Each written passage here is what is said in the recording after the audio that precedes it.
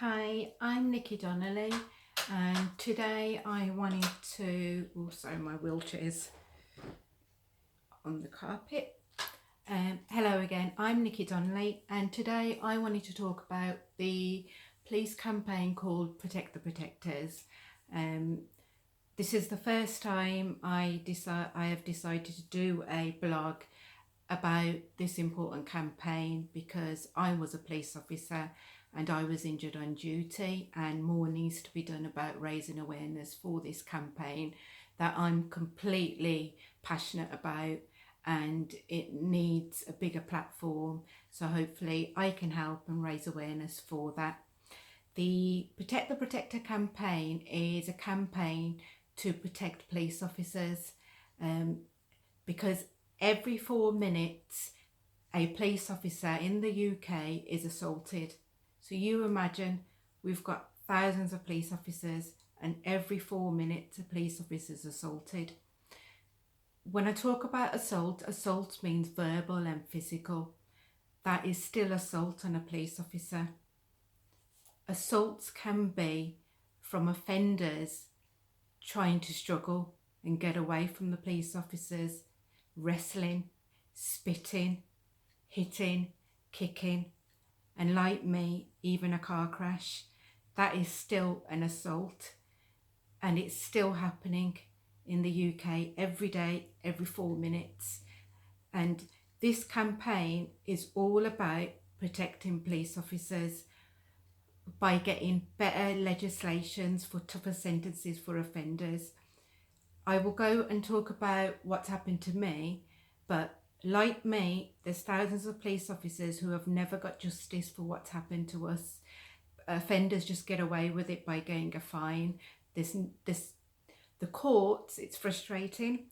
The courts see police officers as just police officers. We are classed as not being victims when we are assaulted. Apparently it's part of the job, but it isn't. One of the other two goals and for this campaign is to have better protection equipment.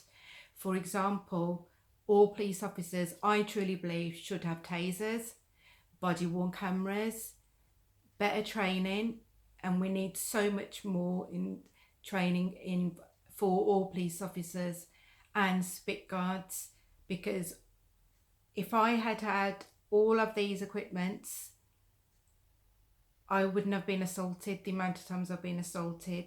The offenders would have I would have been able to protect myself and also protect that offender from doing further damage to me and to himself with a taser. But even having body worn camera, that's evidence where it's frustrating. Police officers, we're videoed everywhere now, and the public seems to still be against police officers and use their videos against us because they don't understand when a police officer is apprehending an offender and they're struggling, they see it as we're assaulting them, but in fact it's the other way around. But this campaign is also about getting better, accurate data for police officers' assaults, because when we're assaulted, we don't talk about it. We just get on about it, and sometimes it's not recorded as assault on police officers. It's put as different assaults.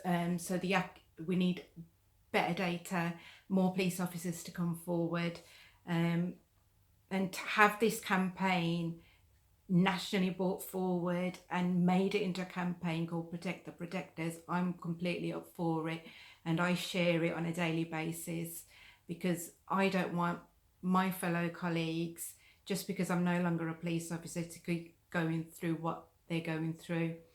And the reason being, I was a police officer from the age of 19.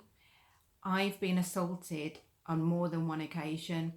The first assault that I had was for a domestic violence incident where I attended the scene. The offender didn't want to be arrested, so he headbutted me hit my head onto the concrete wall and knocked me out. And while I was knocked out, he continued to kick me and stamp on me, on my back, my chest and my face. I regained consciousness, and luckily I had another colleague there. We called for backup, but that 2 minute of waiting for backup was like a lifetime for me, because when you're knocked out you can't feel anything, you don't know what's happening, and when you come round, I can't just sit there and protect myself. I've got to apprehend this offender from hurting himself, and also trying to do my job at the same time. So I don't have time to protect myself. I didn't have a body worn camera, I didn't have a taser, didn't have a spit guard. I had to deal with what I can in such a confined space on the top of the stairs. And the results of that was I was off work for 6 months. I was unable to walk because of the damage it did to my back. I had bruising and swelling all over my face, and no police officer should go through that, not a person for doing their job.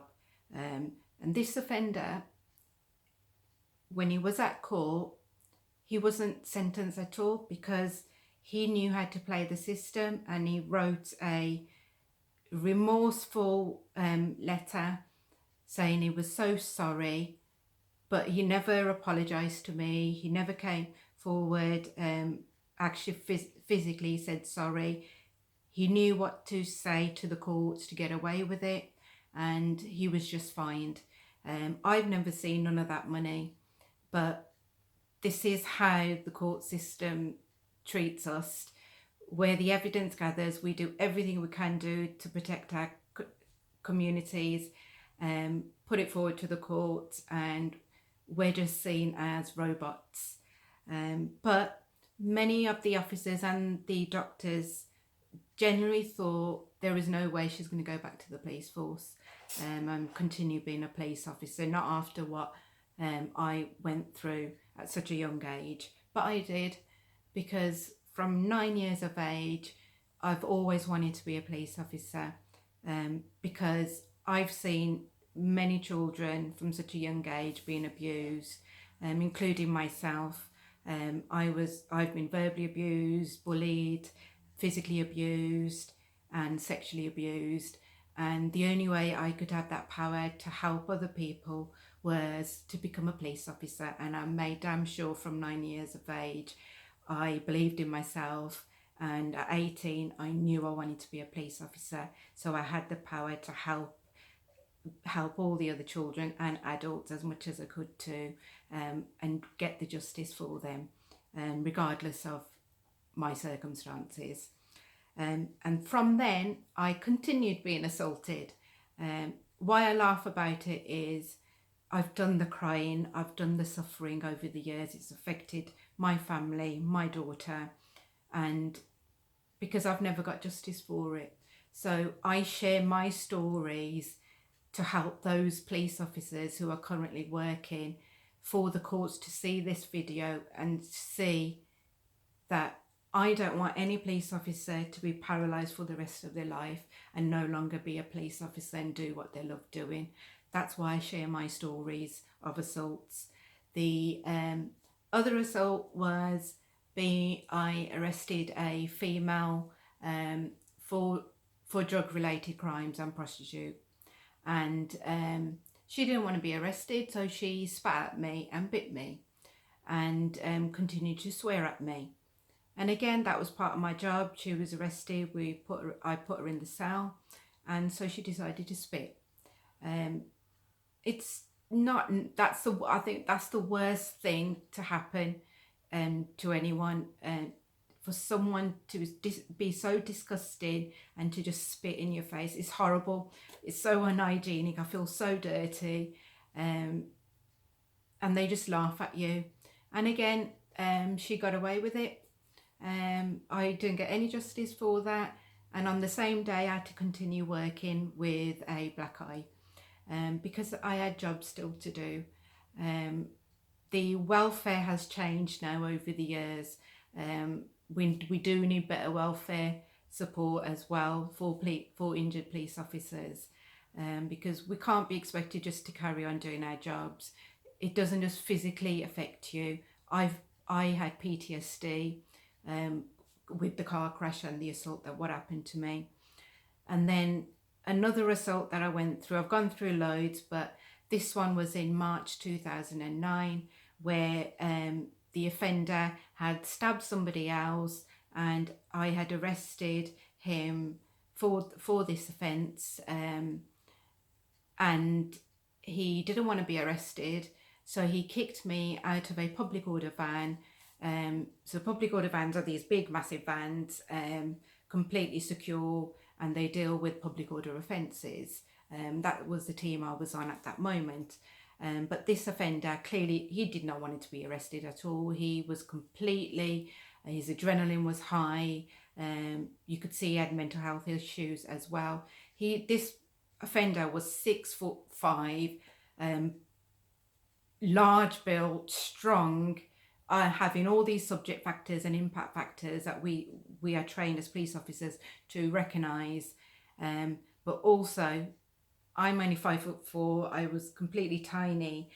I believe I'm strong as a police officer and I'm confident with my training, but there is no way I know I could protect myself from this man. I didn't have a body worn camera, didn't have a taser, didn't have better equipment back then. And he decided to kick me out of a public order van. The way the rest of the colleagues describe it is, and I'll never forget it, is they just saw me flying out of the public order van onto oncoming traffic on a road when it was raining. Luckily, cars swerved around me. I had landed so hard onto concrete floor, and the offender then just charged at me and started to kick me and stamp on me, and all I could do was protect my hands. The way I could do it was that way, but he continued to cause damage onto my arms and my back and my face. The stab vest can only do so much protection. Luckily, that did protect me in some ways, but he still caused damage to my back, and my hand was bleeding at that time as well.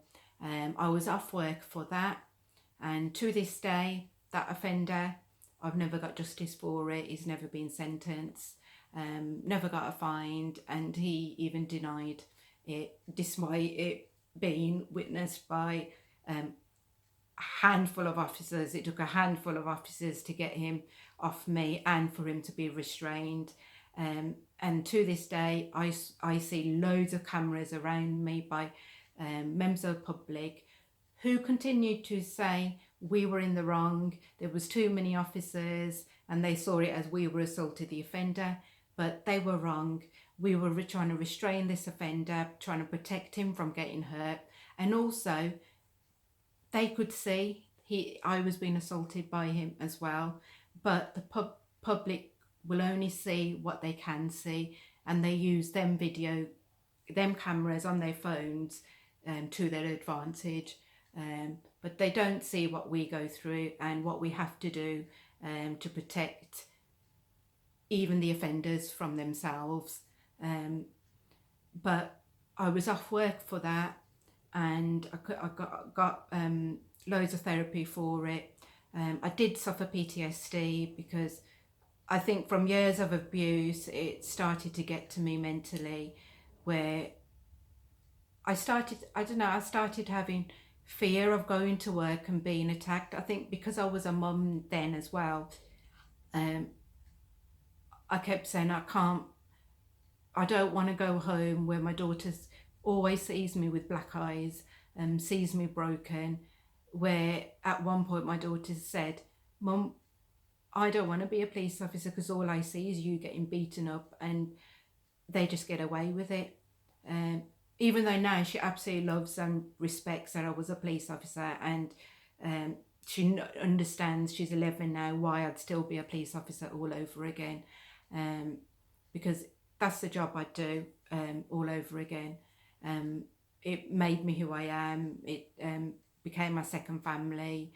at 18, and I gained all the valuable skills from them, and I was able to get my child psychology degree with it as well. But what happened next was I never ever expected to happen, because joining the police force, I joined for life. It was my lifelong career to be a police officer and retire when I'd be 48 or 50, and have a financial security of having my mortgage paid off. Everyone knows when you become a police officer, you don't do it for the money. You can all find out how much we earn. It's not enough for what we go through.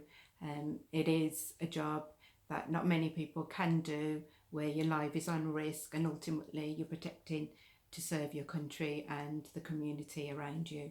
You're putting others first, and that's why I did the job, not to get awards. Because for me, I was just doing my job and helping people. The final straw was in September 2009. It's still hard for me to talk about it now, but many officers to this day who are still keeping, they say, we can't believe you kept coming back as a police officer. We would have just given up, with the amount I'd gotten through and how badly my body was weakened and had long-term damage with my back as well. But in September 2009, I was still on duty and just driving on a residential road, which is 30 miles, and the offender was driving at speed, and he failed to stop at a junction where I had right away. And because he did that, he collided straight into me, and my bonnet had caved into me completely here. Even at that time, that slow motion, I can relive in my head. Now I just said to myself, oh my God, my daughter's never going to see me again. This is the one thing I never ever wanted my daughter to go through, to lose her mother. But there's nothing I can do.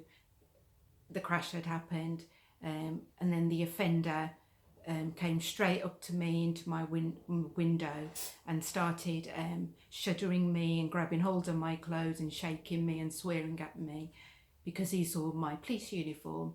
And for someone to hate a police officer for no reason, whatever experience they've gone through, is awful, because I'm a human being.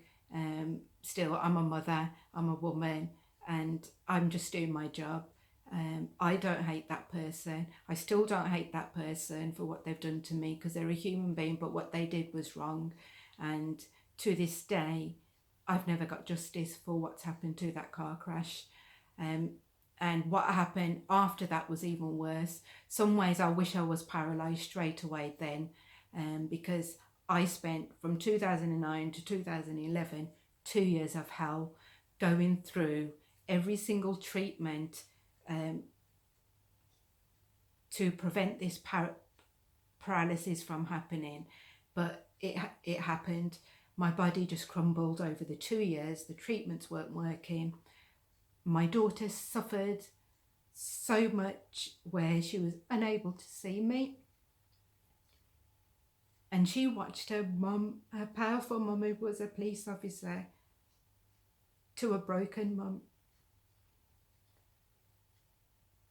where she saw me in treatments, watch my body crumble away, watch me be in pain as my body weakened to the point where I was paralysed. I lost cognitive function, where I was unable to speak, unable to communicate. My speech muscles went. My whole my mental status was completely gone. I had lost cognitive function, where I was unable to, the worst thing was not able to talk to my daughter and tell her that we'd be okay, I'm still your mum, I'm still going to be alive. And then all I can remember is my daughter's reaction.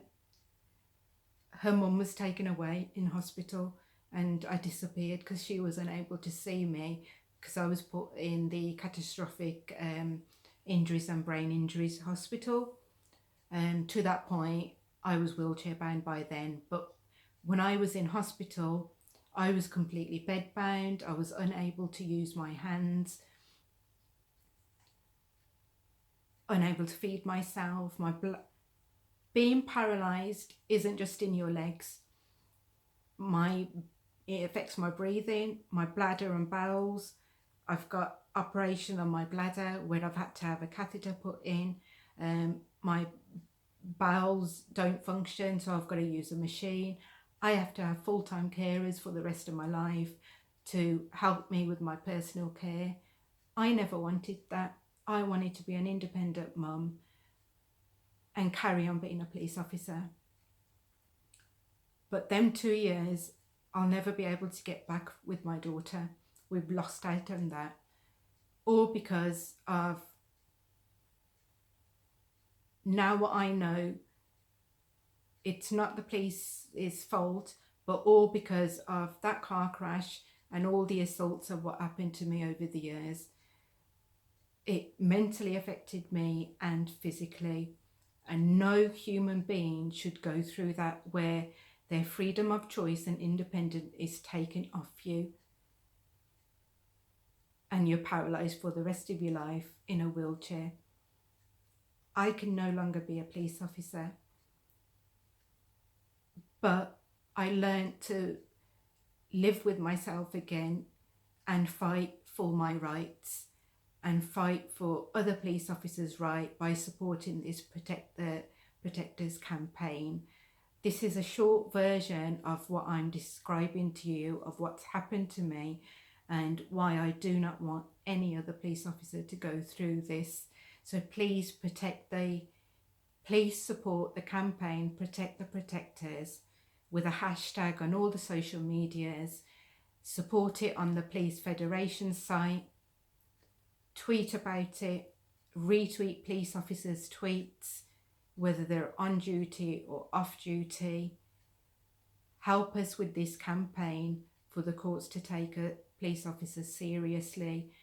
Share my video to help all them police officers, because it doesn't matter if I will never get justice for what's happened to me. God's given me a second chance to live again with my daughter, and I've embraced my new life where my wheelchair gives me the freedom to live again. It's society who puts them barriers on, which is why I campaign for disability rights as well. But right now, this is about Protect the Protectors. I've seen so many officers, which I keep in touch with, continue being assaulted, and their mums like me, their dads like me, their parents, they've got lives. They want to go home at the end of the day to their families. They don't deserve, neither did I, to go through what I've gone through. So please help support this campaign. And if you'd like to know more about my story, you can always go on www.nickydonnelly.co.uk and help with my Fund Me cause, because a lot of people don't know is when police officers are injured, they go on sick leave and they lose pay. With me, I lost my financial security. I lost my police insurance. My pension that I was given is no longer what I was earning, which was $1,500. I now earn £500 a month. That is how I have to live on for the rest of my life without any benefit, because I'm not entitled to them, even with a disability. So if you can help support my cause and help me continue doing all the campaign work I do, please donate on www.gofundme.com/capital L, let, capital N, Nikki, N-I-C-K-I, and capital L, live. I'd be truly grateful for you to donate any amount you can do towards my cause. I've never asked anything for my country, and I'm asking you to support my cause and help me continue doing the work I can do with the funds, and please support this campaign. Thank you.